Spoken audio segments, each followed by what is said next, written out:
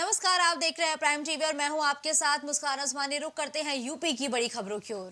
तो भाजपा से पूर्व राज्यसभा सांसद और भाजपा मत्स्य प्रकोष्ठ प्रदेश संयोजक जयप्रसाद निषाद ने आज घनश्याम निषाद और साथ ही अन्य लोगों के साथ मिलकर पत्रकार वार्ता करते हुए मंत्री संजय निषाद की पार्टी पर गंभीर आरोप लगाए हैं। इस दौरान प्रेस कॉन्फ्रेंस के माध्यम से उन्होंने कहा कि हम लोग समाज के लोगों की बात और उनके मुद्दे को उठा रहे हैं। इस दौरान जयप्रकाश निषाद ने आगे कहा कि निषाद पार्टी के नेता समाज के प्रतिभावना प्रभावशाली लोगों पर दबाव बनाकर निषाद पार्टी के साथ जुड़ने के लिए उनसे कहा जा रहा है। निषाद समाज के नौजवानों को फर्जी मुकदमों में फंसाने की धमकी तक दी जा रही है। आगे उन्होंने क्या कुछ कहा है वो भी सुनिए। पूर्व राज्यसभा सांसद जयप्रकाश निषाद हमारे साथ हैं। एक तरफ आपके द्वारा गोरखपुर में दिग्विजय नाथ पार्क में निषाद महाकुंभ का आयोजन किया जाता है, दूसरी तरफ आपकी पार्टी के घटक दल संजय निषाद की तरफ से खून से पत्र लिखा जाता है, क्या कहेंगे?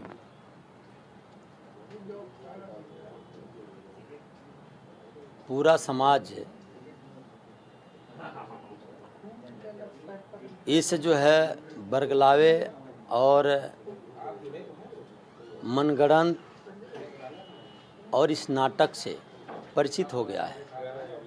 अब किसी के बहकाने, किसी के गुमराह करने और किसी के ऐसे गलत कृत्यों में शामिल नहीं होना चाहता।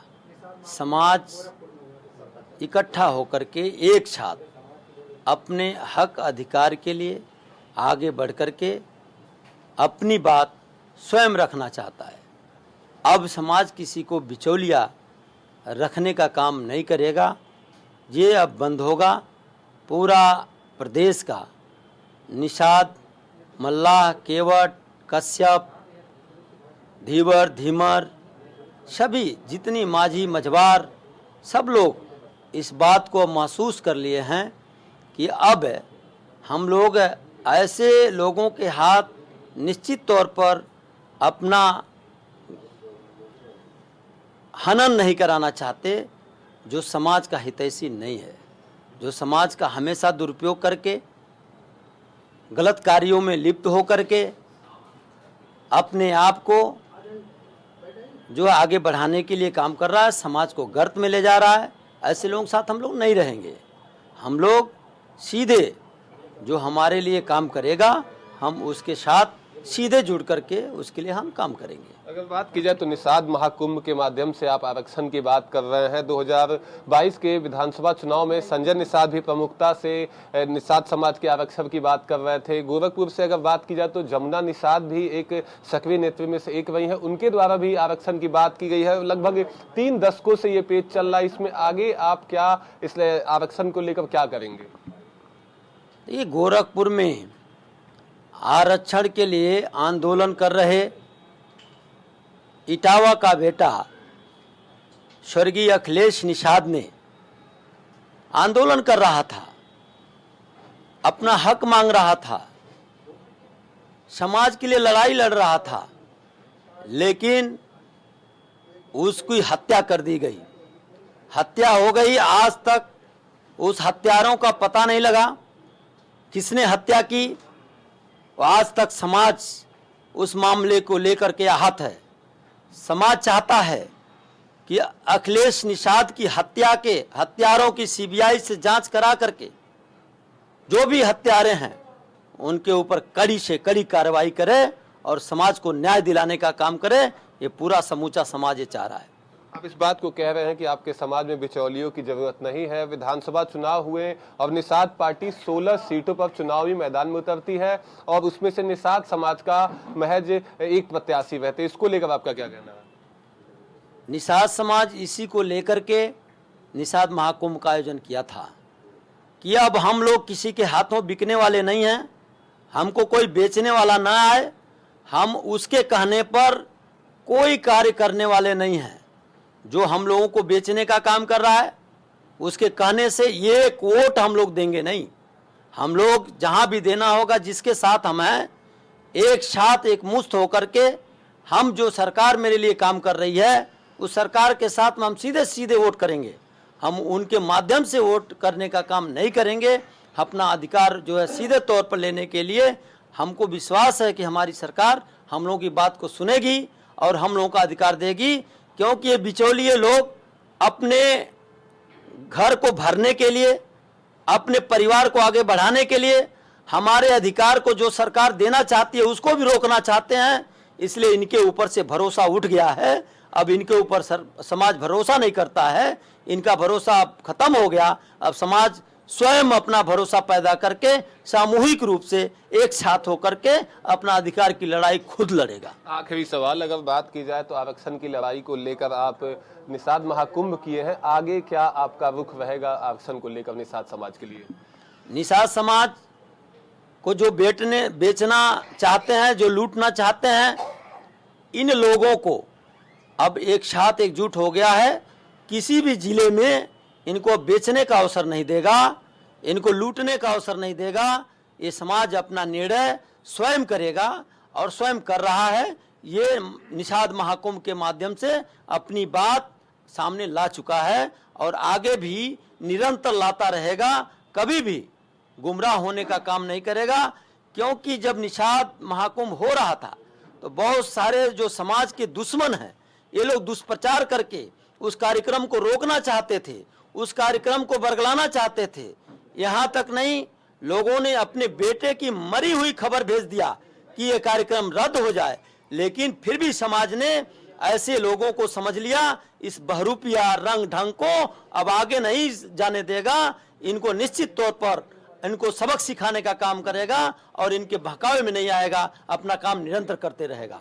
जी शुक्रिया। हमसे बात कल तो हमारे साथ पूर्व राज्यसभा सांसद जयप्रकाश निषाद थे, जिनका साफ तौर पे कहना है कि निषाद समाज में किसी बिचौलिए की आवश्यकता नहीं है और हम अपनी आरक्षण की लड़ाई लड़ेंगे। और अगर बात करें तो इनका साफ तौर पे कहना है कि 24 में निषाद समाज पूरी तरह से बीजेपी के साथ रहेगा।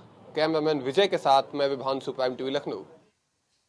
विद्युत आपूर्ति को बेहतर बनाने को लेकर राजधानी लखनऊ के एक निजी होटल में विद्युत उपभोक्ताओं और जनप्रतिनिधि संपर्क अभियान के तहत सूबे के ऊर्जा मंत्री AK शर्मा की अध्यक्षता में चर्चा की गई है, जिसमें बिजली विभाग के तमाम बड़े अधिकारियों और पदाधिकारियों की मौजूदगी में ये बैठक की गई है। इस दौरान विद्युत मंत्री ने कहा कि बैठक में हाल फिलहाल में बिजली की दरों में प्रदेश में कोई बढ़ोतरी नहीं की जाएगी। पूरे राज्य में विद्युत उपभोक्ताओं को पर्याप्त और निर्बाध बिजली देने के उद्देश्य में हम सफल हों और उसमें जनता का फीडबैक मिले, जनप्रतिनिधियों का फीडबैक मिले, हम और बेहतर प्लानिंग कर सकें और बेहतर काम कर सकें। इस दृष्टि से पिछले कई दिनों से एक सप्ताह का उपभोक्ता और जनप्रतिनिधि संपर्क अभियान हम लोग चला रहे हैं। उसी कड़ी में आज लखनऊ के माननीय विधायकगण, माननीय MLC, माननीय सांसद, माननीय मंत्री जी के प्रतिनिधि गण की उपस्थिति में यहाँ 4 विधायक सामान्य स्वयं साक्षात उपस्थित हैं। उनकी उपस्थिति में हम लोगों ने एक ये जनसभा रखी हुई है, जिसमें विद्युत व्यवस्था के सुधार के लिए हम लोग फीडबैक लेंगे, चर्चा करेंगे। माननीय जनप्रतिनिधियों का हम मार्गदर्शन लेंगे। उसी कड़ी में थोड़ी देर में माननीय हमारे विधायकगण लोग अपना अपना विचार भी रखेंगे, हमको मार्गदर्शन देंगे। आप सबका भी बहुत बहुत स्वागत है। पिछले दिनों बहुत ज़्यादा गर्मी पड़ी है, इसलिए स्वाभाविक बात है कि विद्युत की व्यवस्था में थोड़ा तनाव आया था, लेकिन हम उसे पार करके हम हमेशा के लिए उत्तर प्रदेश को बिजली की समस्या से निजात दिलाने के काम पे। हरियाणा में हुई हिंसा के विरोध में आज बजरंग दल ने देशव्यापी आंदोलन किया है, जिसका असर यूपी में भी देखने को मिला है। इस दौरान प्रदेश के अलग अलग जिलों में प्रदर्शन के दौरान पुतला भी फूंका गया और कार्रवाई किए जाने की मांग की है। तो ये प्रदेश के 4 अलग अलग जनपदों की हम लगातार तस्वीरें पहुंचा रहे हैं, जहां औरैया, कन्नौज, कानपुर के साथ ही मुरादाबाद में VHP के कार्यकर्ताओं का प्रदर्शन देखने को मिला। साथ ही पुतला फूंकते हुए सभी प्रदर्शनकारियों ने कार्रवाई किए जाने की भी मांग की है।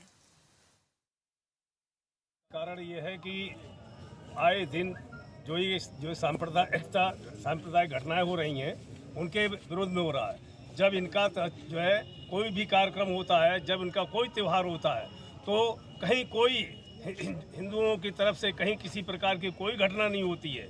अभी मुहर्रम था, इनके ताजिया जुलूस निकले, कहीं कोई घटना नहीं हुई।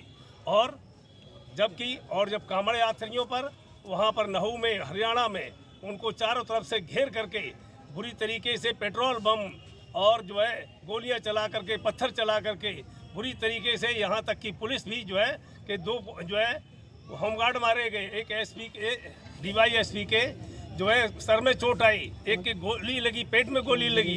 ऐसी स्थितियां जो है करते हैं। अलवार जिला के नूह शहर में हिंदू कांवड़ यात्रा जो कि बजरंग दल के द्वारा आयोजित की जाती है, वो कांवड़ यात्रा बजरंग दल के कार्यकर्ता भी थे उसमें। उस यात्रा में लगभग 20,000 श्रद्धालु मौजूद थे, कांवड़ यात्रा लेके जा रहे थे। नूह शहर में लगभग 20,000 हिंदू कांवड़ यात्रियों पर 200 इस्लामी जिहादियों द्वारा पथराव किया गया व गोलीबारी की गई। प्लानिंग के साथ, एक प्लानिंग के साथ ये सब कुछ हुआ। उसके बाद हम लोग आज बजरंग दल जिला औरैया की तरफ से उसके आक्रोश और विरोध प्रदर्शन में यहाँ पे सुभाष चौराहे पर ये प्रदर्शन किया है, पुतला फूंका है। मेरा जनपद के भी अधिकारियों से अनुरोध है कि आज हरियाणा की ये स्थिति हो सकती है तो कल औरैया की भी यही स्थिति हो सकती है। देखिए, जैसा कि विदित है, हरियाणा के मेवात में जो घटना हुई है उसी के संदर्भ में हिंदू संगठनों, विशेषकर बजरंग दल, विश्व हिंदू परिषद के कार्यकर्ताओं के द्वारा आज यह विरोध प्रदर्शन किया गया। इसी में पर्याप्त पुलिस बल लगा हुआ है। हमारे मीडिया के सभी साथी यहाँ मौजूद हैं, आपके द्वारा भी इसमें कवरेज किया जा रहा है। इतना बल है कि शांतिपूर्ण तरीके से संपन्न कराया जा सके और बड़े शांतिपूर्ण तरीके से संपन्न हो रहा है। हरियाणा के नूह में एक धार्मिक यात्रा बहुत ही प्राचीन समय से निकलती है आ रही है। वहाँ जैसे यात्रा प्रारंभ हुई, यात्रा प्रारंभ होने के 15 मिनट के अंदर वहाँ पर आतंकवादी गतिविधियाँ होती हैं। वहाँ पथराव होता है, पहाड़ियों पर चढ़कर वहाँ गोलियाँ बरसाई जाती हैं, निहत्थे लोगों पर, निहत्थे जो हैं भक्तों पर वहाँ गोलियाँ बरसाई जाती हैं और वहाँ काफ़ी हिंदू समाज के लोग बलिदान हो जाते हैं। जयकारा पीर बजरंग! प्रशासन के लोग बलिदान हो जाते हैं। अब ये इस घटना को मैं हिंदू मुस्लिम की घटना या कोई दंगा फसाद ये नहीं मानूंगा। ये घटना प्योर आतंकवादी घटना है। इस घटना को बराबर के देश पाकिस्तान से इसकी रचना हुई है।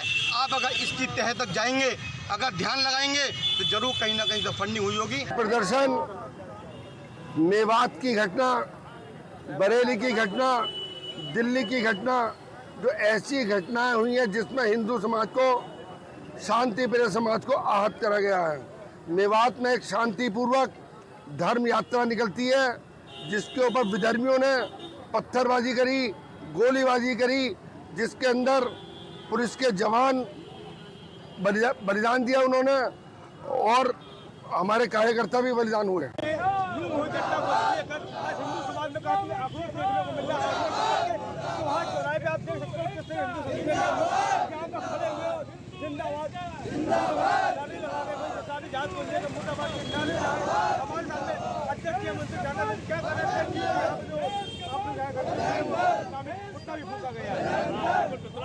हमें सब कुछ करेंगे हम लोग, इसी हद तक जाने के लिए तैयार हैं।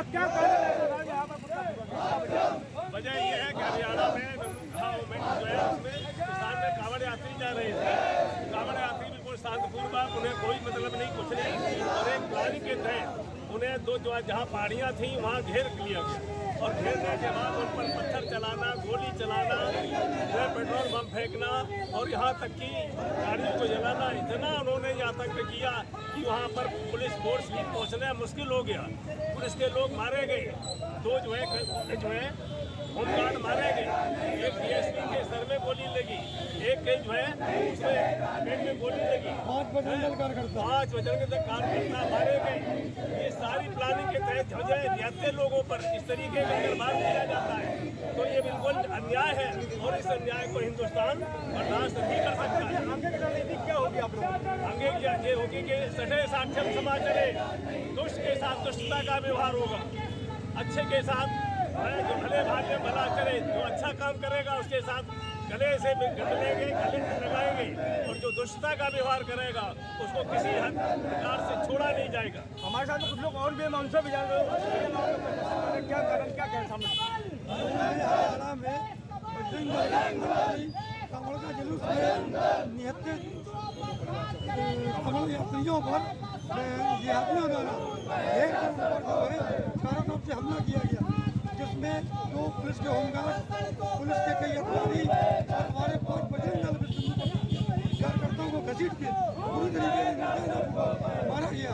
उसके खिलाफ हमसे प्रदर्शन करवाया। अगर प्रशासन ने लोगों पर बड़ी कार्रवाई नहीं की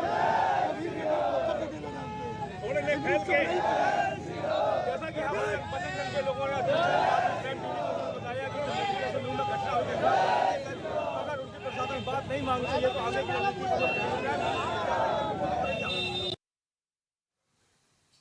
अब खबर औरैया से है, जहां स्थानीय होटल में 1 दिवसीय मीडिया संवेदीकरण कार्यशाला का आयोजन किया गया। इस दौरान जिलाधिकारी नेहा प्रकाश ने centre for advocacy and research संस्था के सहयोग से अपनी बात सबके सामने रखी है। उन्होंने कहा कि स्वास्थ्य विभाग की ओर से संचालित स्वास्थ्य संबंधी कार्यक्रमों को समयबद्धता के साथ चलाया जाए, तभी इनको सफलता की ऊंचाई तक ले जाने में सफलता हासिल होगी। इस मौके पर जिलाधिकारी ने लोगों को कार्यक्रम सफल बनाने के लिए दूसरों को प्रेरित करने के लिए शपथ भी दिलाई है। इस मौके पर स्वास्थ्य विभाग के अधिकारी और कर्मचारी भी मौजूद रहे। आज जनपद औरैया में स्वास्थ्य विभाग और सीफर संस्था के सहयोग से फाइलेरिया उन्मूलन हेतु एक कार्यशाला का आयोजन किया गया है। हमारा जनपद फाइलेरिया के लिए एंडेमिक डिस्ट्रिक्ट है और इस अभियान जो 8 अगस्त से शुरू हो रहा है, इसमें हमारा ये उद्देश्य है कि हमारी आशा बहनें घर घर जाकर सभी को फाइलेरिया की दवा खिलाएं, सभी लोग इसका सेवन करें, जिससे ये mass drug administration campaign successful हो और हमारे जनपद में फाइलेरिया का उन्मूलन जड़ से हो सके। हमारा उद्देश्य है कि फाइलेरिया का ट्रांसमिशन रेट कम रहे, 1 से कम हो जाए और हमारा परसेंटेज कवरेज 90% से ऊपर हो जाए। अगर लगातार 5 सालों तक हमारा परसेंटेज कवरेज अच्छा रहता है तो हमारा जनपद फाइलेरिया से हमेशा के लिए मुक्त हो सकता है। अलीगढ़ से खबर है, जहां स्वास्थ्य विभाग में तैनात महिला कर्मचारी ने नशीला पदार्थ खा लिया है, जिसके बाद उसे गंभीर हालत में आईसीयू में भर्ती कराया गया। वहीं दूसरी तरफ स्वास्थ्य विभाग की टीम इलाज में भी जुट गई है। तबादला होने की वजह से महिला कर्मचारी काफी नाराज थी। वहीं पूरे मामले को लेकर एडी हेल्थ का कहना है कि फिलहाल एएनएम की हालत स्थिर है। स्वस्थ होने पर उससे लिखित में शिकायत पत्र भी लिया जाएगा और उसी के आधार पर कार्रवाई की जाएगी। जब मैं वहाँ सुबह से राउंड पर ही थी दीनदयाल में, तब पता चला कि इस तरह से ये एएनएम आके भर्ती हुए। इन्होंने कुछ गोलियाँ खा ली हैं, नशे की, नींद की गोलियाँ एक्चुअली, तो इसलिए ये भर्ती हैं। तो उस टाइम सीओ भी थे, हम लोग गए वहाँ वार्ड में जहाँ ये भर्ती देखते, तो इनको पूछा तो इन्होंने कुछ अपनी शिकायतें मौखिक रूप से बताई, पर ये शायद इतने उसमें नहीं थी कि ठीक से बता पाए। अब इनको हमने बहुत अच्छे समझाया कि लिखित में हमें शिकायतें दें, तत्काल जांच करके इनकी जो भी समस्या है उस पर कार्रवाई। तो वही अलीगढ़ में इंटर कॉलेज के प्रिंसिपल की ओर से हिंदू छात्र छात्राओं के हाथों में कलावा और माथे पर कुमकुम का टीका लगाने को लेकर तुगलकी फरमान सुनाए जाने का मामला भी सामने आया है। प्रिंसिपल ने छात्राओं का कॉलेज परिसर में प्रवेश ही वर्जित कर दिया है। वही प्रिंसिपल की ओर से सुनाए गए तुगलकी फरमान के बाद हिंदू छात्रों की आस्था को ठेस पहुंचने के साथ ही गहरा आघात भी पहुंचा है। हिंदू छात्राएं और छात्रों की आस्था के साथ खिलवाड़ किया जा रहा है और पुलिस अब पूरे मामले की जांच पड़ताल में जुट गई है।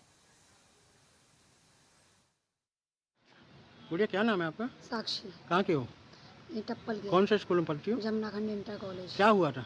ऐसा हुआ था सर, हम गए थे स्कूल और टीका लगा के जाते हैं कुमकुम का और हाथ में कलाया बांधते हैं, तो कहते हैं सनातनी बन के आए हो और जो है इसे मिटाओ।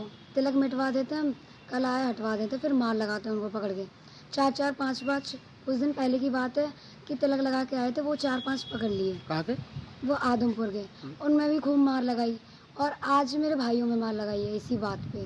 और आज मैं भी 2 घंटे उसमें ऑफिस में खड़े रखी हूँ कि यहीं खड़े रहो। और दोनों भाइयों में मार लगाई है और अभी भी कलाया उनका निकाल दिया, मैंने अपना निकाला नहीं है। नहीं, ये कलाया बांधने से लगाने रोकता कौन है?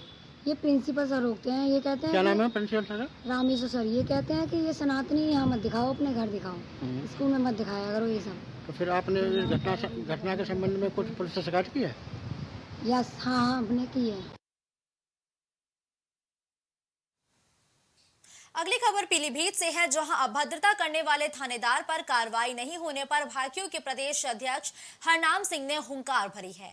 ब्लॉक अध्यक्ष के साथ थाने में अभद्रता और मारपीट करने के मामले में इंस्पेक्टर और सिपाही पर कार्रवाई अभी तक नहीं हुई है, जिस पर प्रदेश अध्यक्ष ने चंदोखा गांव पहुंचकर महापंचायत की और भाकियों के प्रदेश अध्यक्ष हरनाम की एडीजी से शिकायत भी की गई है। उन्होंने कार्रवाई का आश्वासन दिया। इस दौरान मंडल अध्यक्ष और जिला अध्यक्ष समेत कई अन्य पदाधिकारी भी मौजूद रहे। वो कोई जमीन है, वो जमीन पे किसी दूसरे का कब्जा है। जो आदमी कब्जा किए हुए था वो गया था बरेली कमिश्नरी में। अपर आयुक्त ने उनकी दलील को, उनकी अपील को खारिज कर दिया।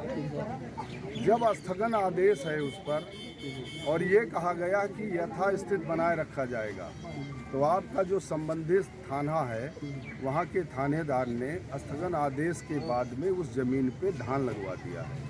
हम इन तमाम बातों को लेकर मेरा आज कप्तान और जिला अधिकारी से मिलने का प्रोग्राम है। अध्यक्ष जी, जैसे अपने राम गोपाल जी इन्हें और ये गोकरण लाल जी, इन्हें दो लोगों को लाके इंस्पेक्टर साहब ने बंद कर दिया था। इनके अभी 17,500 रुपये मोबाइल और बेल्ट भी वहीं है। इन तमाम बातों को लेकर मैंने अपनी बात में भी कहा है, ये बात अभी कप्तान से भी हम बात करेंगे कि इनके पैसे लौटाए जाएं। वो जो पीड़ित परिवार है, उन महिलाओं के साथ जो अभद्र व्यवहार किया गया है, तो जो दोषी लोग हैं उनके खिलाफ। प्रयागराज में एनएचआई विभाग की तरफ से नाला बनाया गया था। भारी बारिश होने के चलते हाईवे पर बने नाले ने तालाब का रूप ले लिया। वहीं राहगीर और कांवरिया पानी से भरे जगह में जाने के लिए मजबूर हैं। इस दौरान पुलिसकर्मी और होमगार्ड पानी में खड़े होकर राहगीरों को गाड़ियां पास कराते हुए दिखे, तो होमगार्ड के सराहनीय काम से बड़े अधिकारियों को सबक लेना चाहिए। होमगार्ड लाल बहादुर ने घंटों तक पानी में खड़े होकर लोगों को समझाया कि नालियां जाम है, गाड़ियां धीरे धीरे चलाएं। बरसात को लेकर किसानों के अंदर मायूसी छाई हुई है। वहीं पर अगर देखा जाए तो प्रयागराज जनपद का हंडिया तहसील यह बाईपास है। जैसा कि मैं आपको वीडियो में दिखा रहा हूँ, थोड़ा सा बरसात होने से यह जो नेशनल हाईवे है पूरा पानी तब्दील हो चुका है। यहाँ पर पुलिस की दबाव भी उपस्थित है और आप देख सकते हैं किस प्रकार से जो एनएचआई द्वारा नाला बनाया गया है, नाला अपनी दुर्दशा से आंसू बहा रहा है। मैं अपने कैमरा मैन दिखाना चाहूँगा कि यहाँ नाला खोद दिया है। क्या एनएचआई विभाग सिर्फ टोल टैक्स वसूलने का काम करती है कि आते जाते राहगीरों के उनको सुविधा का भी ख्याल करती है? अगर यही देखा जाए थोड़ी सी बरसात होने के कारण तो यहाँ की स्थिति है, इससे बहुत बड़ा हादसा हो सकता है। मैं अपने कैमरामैन से कहूँगा कि उन्होंने यहाँ भी पुलिस की जवान चले हुए हैं और आगे बैरियर लगाया गया है। देख सकते हैं किस प्रकार से हाईवे की नालियाँ चौक ले ली है, जिससे कि राहगीरों के लिए मुसीबत बन रहा है। और वहीं पर देखा जाए तो यहाँ पर जो भी गाड़ियाँ जा रही अब तक करीब 1 घंटे के अंदर 2-3 से बाइक सवार और ऑटो चालक यहाँ गिर भी चुके हैं, लेकिन एनएचआई विभाग इस पर ध्यान नहीं दे रहा है, क्योंकि ये कोई नई यहाँ की समस्या नहीं है, बहुत पुरानी समस्या हो चुकी है। लेकिन कई बार यहाँ के जिम्मेदार सामाजिक कार्यकर्ता हैं, उन्होंने एनएचआई विभाग से शिकायत भी किया, लेकिन इस पर कोई ध्यान नहीं दिया जा रहा है। इससे प्रतीत होता है कि एनएचआई विभाग किसी बड़े अनहोनी की होने की उसमें इंतजार कर रहा है। आप देख रहे हैं कि जिस प्रकार से गाड़ियाँ जा रही हैं, इससे बहुत बड़ा हादसा हो सकता है। और बरसात का कहर थोड़ा सा बरसा है, कहीं न कहीं किसानों के अंदर खुशी जाहिर हुई है, लेकिन देखा जाए तो राहगीरों के लिए यह जगह बहुत ही खतरा साबित हो रहा है। कैमरामैन अब्दुल कलाम के साथ नंदल गुप्ता, हंडिया प्रयागराज। खबर हरदोई से है, जहां मेडिकल कॉलेज के अधीन आने वाला महिला अस्पताल एक बार फिर से चर्चा में आ गया है। जहां गर्भवती महिलाओं का ब्लड कलेक्शन कर रहे 3 स्वास्थ्य कर्मियों पर रिश्वत लेने का आरोप लगा है। जब 2 आशा अपने मरीज को लेकर कलेक्शन सेंटर में पहुंची, इसी बीच वहां बैठे स्वास्थ्य कर्मियों ने उनसे 100 रुपए की मांग की, जिसके बाद वहां हंगामा मच गया। इसके अलावा महिलाओं ने पैसे नहीं देने पर गाली गलौज करने का भी आरोप लगाया। जानकारी के मुताबिक मेडिकल कॉलेज में तैनात डॉक्टर अपर्णा ने पुरुष के कर्मचारियों को महिला में शिफ्ट कर दिया है। साथ ही महिला के कर्मचारियों को बिना जानकारी दिए हटाकर पुरुष विभाग में शिफ्ट कर दिया है। अरे वो गाली गलौज करने लगे, वहाँ पे पैसे मांग रहे थे, पैसे हमने दिए नहीं तो गाली गलौज करने लगे। कितना पैसा मांग रहे थे, क्या कह रहे थे? 20 रुपये जो हम दे रहे थे, हमने कहा भैया 20 रुपये ले लो, कर दो। बोले नहीं नहीं निकलो बाहर, 100 रुपये दो तो रुको, यहाँ नहीं निकलो बाहर। ऐसे चुट्टी बजा के बाहर निकाल दिया, गेट बंद कर लिया। क्या नाम है आपका? मंजू शर्मा। मैं मरीज़ की जांच कराने गई थी, उन्होंने कहा, हमने कहा जांच कर दो, बोले उन्हें 20 रुपये देंगे, बोले 20 रुपये नहीं लेंगे, हमें 100 रुपये दो तब हम जांच करेंगे। जब हमने कहा 100 रुपये काहे करे दिए, तो बोले 100 रुपये नहीं दोगी तो चुटकी बजा के कहे, बोले गाली गलौज करने लगे, बाहर चली जाओ। तो हम फिर बाहर चले आए मरीज़ को लेकर। हम नहीं करते, 100 रुपये कोई थोड़ी ना देगा मरीज़। अगली खबर अलीगढ़ से है, जहां 14 साल के एक युवक को उसके पड़ोसी द्वारा बहला फुसलाकर घर के पास बने खंडहर में ले जाया गया, जहां पर पदार्थ में नशीली दवा देकर बेहोशी की हालत में उसके साथ दोनों ने दुष्कर्म किया। होश में आने पर जब युवक अपने घर पहुंचा तो उसने परिजनों को जाकर पूरी घटना बताई। युवक के दादा ने पुलिस से न्याय की गुहार लगाई है। पीड़ित अपने परिवार वालों के साथ एसपी देहात से मिलने भी गया और कार्रवाई किए जाने की मांग भी की है। खबर रायबरेली से है, जहां कैदी ने फांसी लगाकर आत्महत्या कर ली है।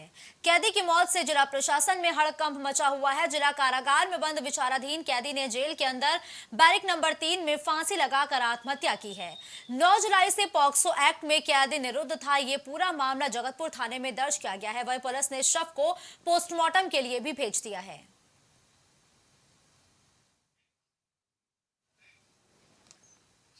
खबर गाजियाबाद से है, जहां 23 साल के युवती का एक बुजुर्ग को डंडों से पीटने का वीडियो सोशल मीडिया पर वायरल हुआ है। बचाव के लिए सोसाइटी के लोग के साथ भी लड़की बुरी तरीके से गाली गलौज और अभद्र भाषा का इस्तेमाल करती हुई भी नजर आ रही है। ये युवती पंचशील सोसाइटी की रहने वाली सिमरन है और मामले में पीड़ित की तरफ से शिकायत भी दर्ज कराई गई है और पुलिस अब आगे की कार्रवाई में जुटी हुई है।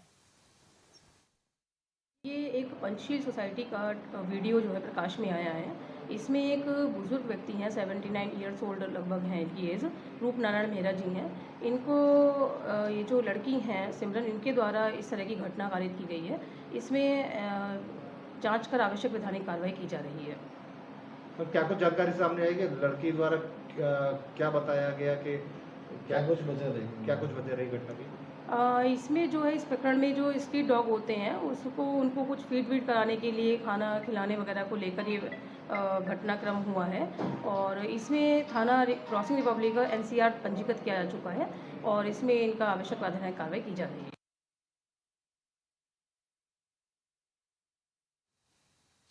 इस बुलेटिन में फिलहाल के लिए बस इतना ही। देश और प्रदेश की तमाम बड़ी खबरों के लिए आप देखते रहिए प्राइम टीवी।